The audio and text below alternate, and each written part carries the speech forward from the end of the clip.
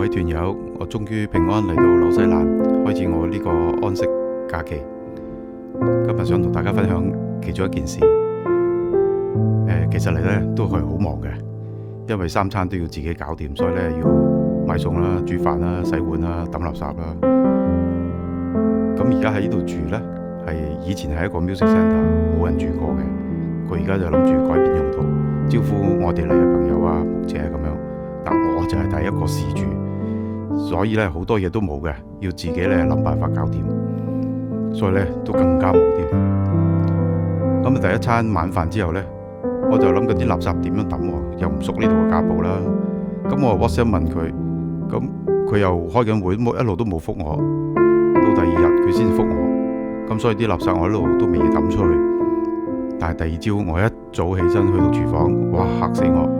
見到一條螞蟻路，哇，好多隻螞蟻喺度食緊垃圾，哇！我要花咗成個鐘頭咧去處理呢個蟻患啊，攰死我！我喺度諗我哋喺屬靈生命上係咪都有好多嘅缺口呢？有時真係冇去做啊，冇去處理啊。神唔喜悅嘅事啦，做咗啦，多年唔肯改嘅壞習慣啦，自己犯咗罪得罪神啦，或者冇處理嘅婚姻關係啦、人際關係等等，其實呢啲都係我哋屬靈生命好多嘅缺口，好多嘅破口。如果唔即時處理，其實撒旦好快就會出手嘅，到時你要再處理，就會花更多時間，更加辛苦。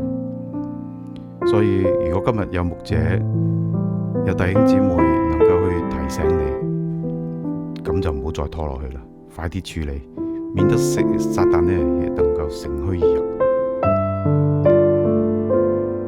希伯來書13章17節，你們要服從那些引導你們的，並且要順服，因為他們為你們的靈魂時刻警醒，像在上帝面前交賬的人，讓他們在交賬的時候有喜樂，而不是嘆息。